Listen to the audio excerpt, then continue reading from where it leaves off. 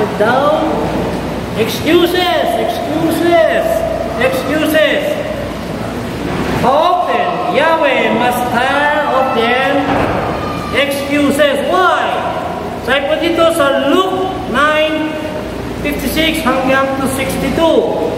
Luke 9:57 hanggang 62. Sabi po rito, 7, and it came to pass that as they went in the way, a certain man said unto him, Rabbi, I will follow thee whithersoever thou goest.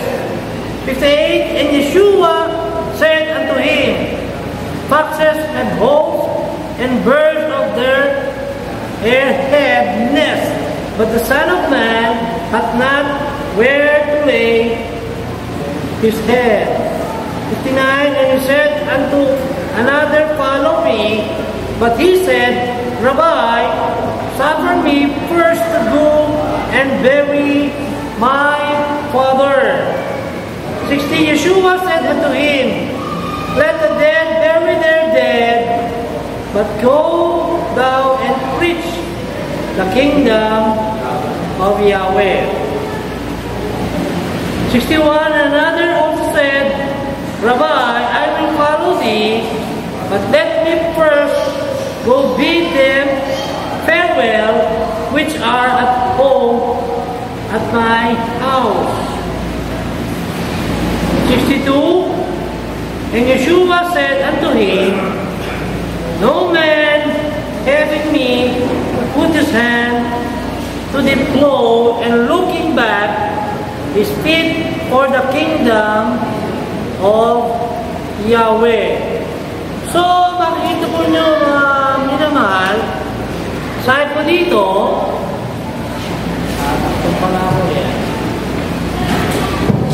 sabi po dito, we notice that these people were willing to follow Yeshua. If they could do that they wanted to do first. So we have no excuse for not following Yeshua. So ito pong first man wanted to bury his father first, but Yeshua said, follow me first. Kaya po din sa Matthew chapter 6, verse 33. Matthew chapter 6, verse 33, sabi po rito, But seek ye first the kingdom of Yahweh and His righteousness, and all these things shall be added unto you.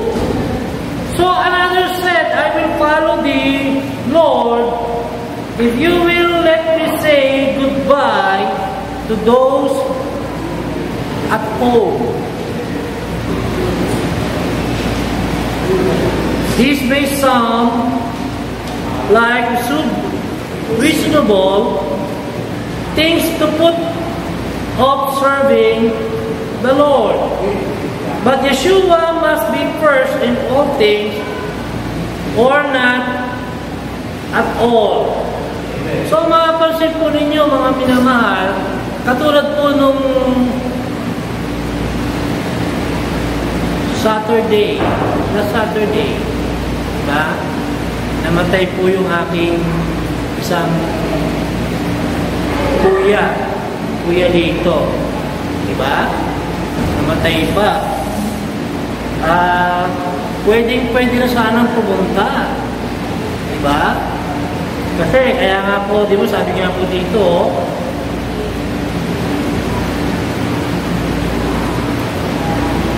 kaya sabi nga po dito sa verse 61, sabi niya, and another also said, Rabbi, I will follow thee, but let me first go bid then farewell, which are at home at my house. So, pwedeng maging dahilan. Diba? Dahil namatay yung aking kuya, pero pwede nang pumunta at napansin po nyo, ibig po ng Sunday. Di ba nag-Sunday dito? Amen ba? Amen. Pero kahit nandyan ang ating Sunday nakapunta, pero aking pong first, yung aking family punta, nandyan ang pinaka-Sunday. Kaya makapansin po natin mga minamahal, bakit kahit po lahat, pwedeng magkakaroon po lagi ng ating mga excuses. Amen. Lahat tayo makapagsasawa ng ating mga excuses. Maraming salamat yun nandito ngayon. Pero yun yun, ang tanging wala. Okay? Meron silang mga excuses. Okay? Kaya dito po sa po, we must obey Yeshua in order for Him to be able to bless us. And there is one single excuse that we offer for not following Him that will be acceptable. So we may be like these people. We may think in our own mind that we have something reasonable, but Yeshua demands obedience. Amen. Thus, Yahweh accepts excuses. People in all ages, iba-iba, have offered excuses for not obeying Yahweh, but Yahweh has never accepted one of them. Iba-iba eh. Di ba? Lahat iba-iba. May mga bata, dito, sila, iba-iba. Kaya tayo lahat, mayroong mga excuses. Dito, mga bata dito. Diba? Just ganun, punta nila naman Wednesday. Ngayon, Sunday pa lang. Wala na. Sabi ko nga po sa inyo, mga minamahal, no? Okay lang talaga kung Sunday, minsan nakaalis tayo. Meron pupuntahan talaga. Pero kung lagi biglang aalis lang, dapat sana every Sunday talaga nagagawa natin. Tingnan nyo, every Monday hanggang Friday may mga trabaho. Amen ba? Di ba? Dahil ginagawa eh. Monday mo Friday ginagawa. Yung Saturday nga. Kaya tingnan nyo yung mga 7 days. 7 days. Diba? 7,000. Tama na. Bakit yun? 7 days. Pero tingnan nyo. Ha? Kung Sunday na, kailangan ng Panginoon eh. So katulad po ninyo, tingin si Adam, blame the women and the Yahweh who gave her. Bakit? Maging itong si Adam, sabi niya, blame the women and the Yahweh who gave her. Maging po ito si Moses, offered excuses for not wanting to deliver Israel from Egyptian bondage. Excuses! Oh, pinaniwain ng Mindanao. Mindanao. Wala. Meron na rin ito. Pwede mo naman. Hinggan ba? Nung nasa atin ito, nung tumigil dito, maging ang kabalatun, lahat ang tao. O ngayon ba? Hindi natin alam. Di ba, amen? Amen. Kaya wala dito. Hindi dumarating. Kaya tayo lahat, yung mga excuses, lahat magkakaroon ng mga excuses. Kaya ano ba yung mga excuses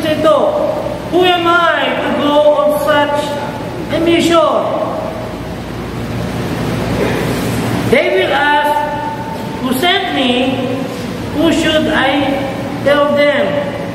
But they will not believe me, and I am not eloquent man or words. Katulad po, di ba, nung si Moses nga, di ba, sabi ni dati si Moses nung dapat siya doon mag-teka.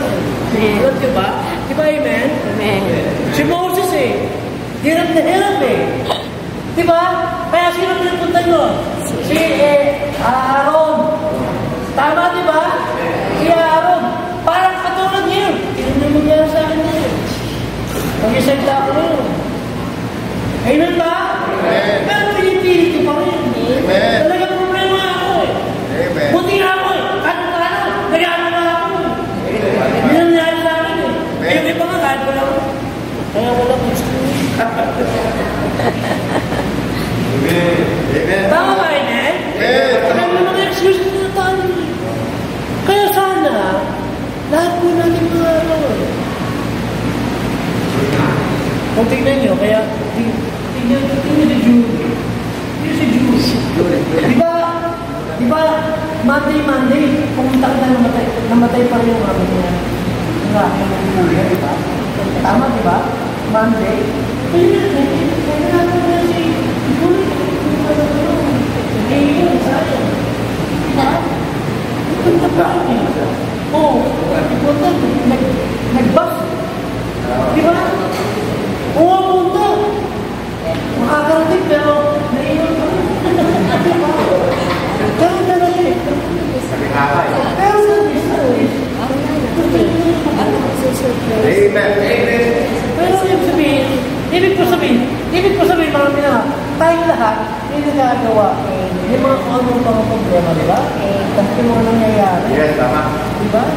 Pero tayo po lahat, basta lahat, ginagawa yung tama. Kaya may problema, dapat ginagawa niya ang dapat natin mga ginagawa. Kaya ito si King Saul, blamed his troops and tried to twist such failure into something good. Yahweh did not accept any one of these excuses. Maging sinabi nila, neither will He accept one when we make it. Common excuses of today. Bakit ngayon? May mga nangyayari ngayon. Dahil lahat magkakaroon ng mga excuses. Something members of the church offer excuses for not attending. Ano raw? Dahil daw walang attending. Buti nga yan, hindi nakarating talaga si Lia dahil nagkaroon ng sakit yung kanan niya. Diba? Pero kahit wala yung nakarating. So tingnan po ninyo mga pinamahal. Sabi po rito, something members of the church offer excuses for not attending worship services or doing some other duty. Some will say, I don't like the preacher. Some leader, elder, deacons, or some other member. Can we ask them, will you forfeit your home in heaven just because you do not like the preacher, some leader, elder, deacons, or some other member of the church? O baka iba? Katulad yun. Baka alam nyo sa akin. Okay, ayan. Katulad din, para sa amin ako. Okay lang, buti pala, pero naman na tandaan nyo. Ilang years na ako nandito. from the start. Nag-start po ito noong 1988. Amen? Amen. Ilang ano ngayon? 1988.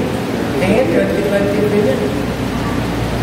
Next year, 2024. At least, boy pa rin ako. Diba? At least, boy, pagpatay ka. Diba? Kaya ang ngayon, kaya tayo lahat, buhay tayo gawin natin. Amen ba? Amen. Pagpatay ka. Todos na. Sawa ka na, okay ba? Function ka, okay. Diba? Diba? Okay, ganun talaga eh. Bakit? Sabi ng Panginoon nila, diba? Diba? Ganun talaga. Oo. Bakit? Sabi naman ng Panginoon, diba? Ganun. Oh, yes, people. Sabi ka na.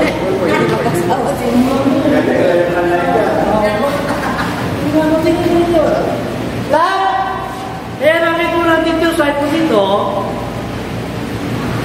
yung French is a very serious thought staying away from surfaces because of some little personal difference.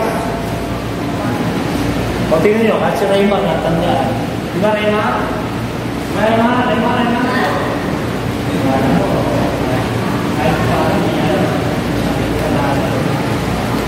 Kahit yung Sunday, wala kayo. Pero ito sa kabalik. Amen ba? Hindi sa kabalik eh. Tama ba amen ba? Di ba amen? Si ngayon, sa lahat. Nandiyan kayo. Rika. Diba? Rika. O diba? Bro?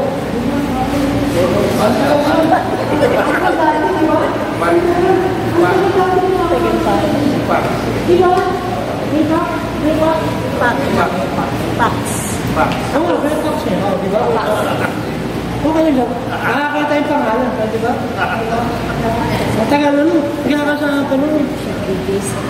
Nagkakasama pa nun. Nag-ano ako eh. Hindi ko ito, nagkukumpang pa kami. Naglalakad. Bakit mo naglalakad tayo? Oo. Naglalakad.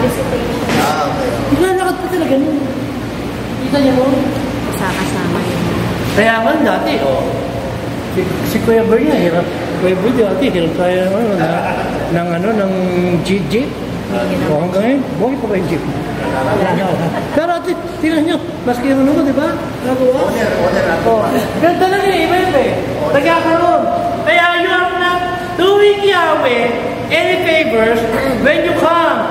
But you are the one that benefits from your service to Yahweh. If you fully realize that it meant to be a Christian, we will never have to offer these excuses. I stay away because people are not friendly. Proverbs 18:24. Sabi po dito, Proverbs 18:24, a man that hath friends must shew himself friendly, and there is a friend that sticketh close that a brother. Amen. Please. A man that hath friends must shew himself friendly, and there is friend that sticketh closer than a brother. O, di ba lahat parehong brother magkasama? Amen ba? Amen. Paano yung kapatid mo? Wala. Kapatid niya yun, di ba? Amen ba? Tingnan. Asawa yun, ano? Tingnan na rin eh. Sa Jerome. Ay, sa kami. Nagtatrabaho na rin. Mga event. Kalito yun. Di ba? Punta-punta ka sa Australia. Galing ng Thursday. Thursday. Wednesday siya dumating. Yan, dumating yung Wednesday. Tapos Saturday, bumalik na agad. Yan na natin. Nung ulo, sabi ko, huwag na lang pumunta. Baka yung dami, sabi ko, nakarating. Kaya nakarating pa rin. Amen ba? Amen. Amen. Kaya tingnan si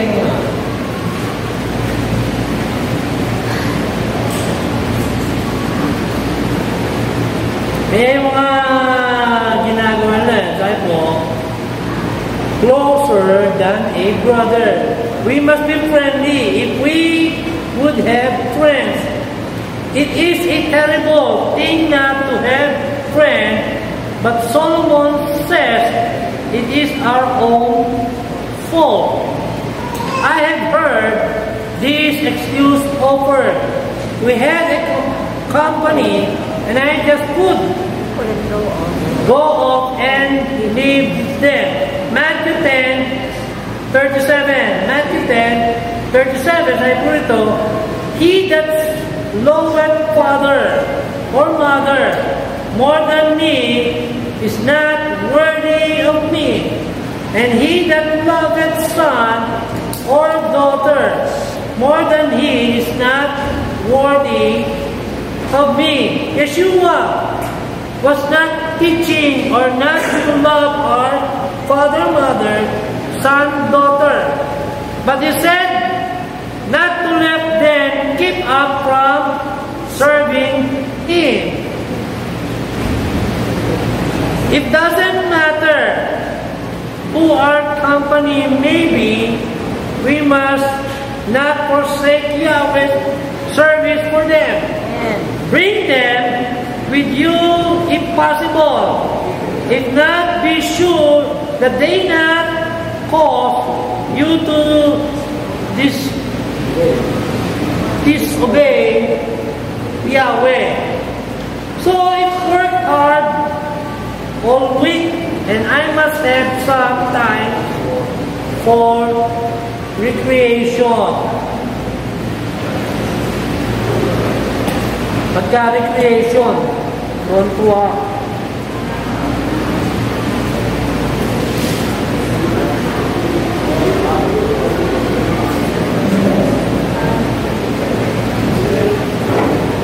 So this is a simple case of staying away for a selfish purpose, thinking more of our own feelings that we do serving the Lord. Hebrews 10:25 says ito, not forsaking the assembling of ourselves together as the manner of some is, but exhorting one another, and so much the more if you see the day approaching. Pero alam naman po natin, diba? Kaya ngayon, hindi natin ginagawa dati ngayon ang ating Panginoon, si Yeshua, nandun sa langit. Amen ba? Kaya pagka nangyayari po natin, kapag dumating na po ng ating Panginoon, diretso na. Hindi hinihintay dito, Pero tingnan nyo, ang dami-daming mga pangalanan ang gagawin pa rin. Pero gawin po natin. Kaya po sa ako, I was just too busy. I couldn't make it. When we become a Christian, we must realize that it will take much of our time. But if we are too busy to serve the Lord, we are just too busy. May mga nangyayari. Matthew 6:33, but seek ye first the kingdom of Yahweh and His righteousness, and all these things shall be added unto you. Maybe we need to change or get rid of those things that take our time away from Yahweh. Our obedience to Yahweh will bring blessings that will never end. The things that we gain here will be left at the grave. Obedience to Yahweh will carry us on through the grave into heaven at last. Kaya maging po sinasabi po, too many hypocrites in the church. May mga nangyayari sa ibang ating mga church. Kaya ako sabi, if a hypocrite stands between you and the church, you must be smaller than he. Why not look at the best members of the church? They are really trying to do Yahweh's will. I don't need to obey the gospel. I am a good, moral person. I pray my debts. Good neighbors. Don't abuse my family. Don't get drunk. Don't gamble. And attend to my own businesses. Now we ask, does this save a person? Have Yahweh promised to save on any of these conditions? Matthew 7, 21 to 23. Matthew 7, 21 to 23. Verse 21, not everyone that said unto me, Rabbi, Rabbi, shall enter into the kingdom of heaven, but he that doeth that will of my Father which is in heaven. Many will say to me in that day, Rabbi, Rabbi, have we not prophesied in thy name, and in thy name have cast out devils, and in thy name done many wonder works? 23, and they will profess unto them, I never shew you, depart from me, we that work iniquity. So there is plenty of time yet. Many say, I am still young, I have many years before me. Ginagawa ng iba kasi masyadong bata pa eh. Ginagawa pa rin. Pero dumating yung time, matagal, matanda. Oh? Kaya sabi po dito, but may we ask, how do we know just how many more days you have to live? Hindi natin alam hanggang kailan.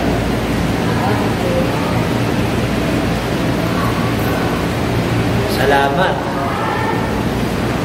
Tuwing tingin sa'yo, katatapos pala. Ikaw na rin ba lang ni? Tama na rin ba? Nag-birthday ka? Nag-Wednesday? Di ba? Count mo 62 ka na, di ba?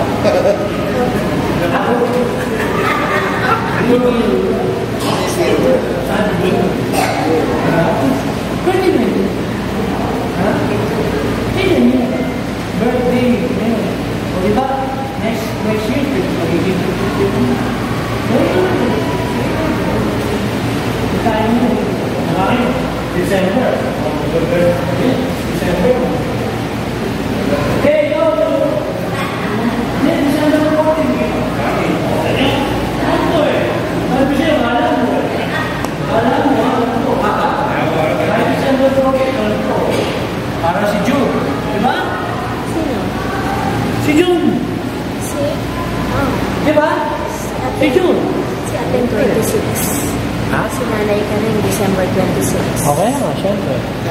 December din. Para si Jim din. 24. December din, di ba? O, tapos maging si Pierre Ellis. December 24 din. Iba-iba eh. Iba-iba, di ba? Kaya yung tawag na procrastination is the thief of souls. I am going to change my life someday. Kaya ano po, salamat po, amen? Conclusion, not of us now, but how long we have lived on the earth. Magiging magkakaroon po, have to live on the earth. Now is this accepted a time to obey Yahweh. God continue to offer excuses for not obeying Yahweh. Obey Him while you can. Kaya po marami pong salamat. Tignan nyo. Kaya tayo pong lahat. Lahat po tayo. Lahat. Meron mga excuses. Ano po ba? Amen ba? Amen. Lahat tayo ng mga excuses. Lahat ng mga excuses. Tayo lahat ng mga excuses. Pero lahat po ito. Tandaan po natin. Magagawa po natin. Basta every Sunday nandito, balik tayo. Amen? Kahit ano mangyari. Amen. Wednesday?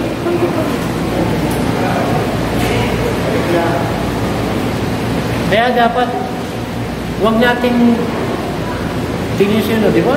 Kahit po punto. Thank you po, Pastor Ferdy. Magandang mensahe ng Lolo.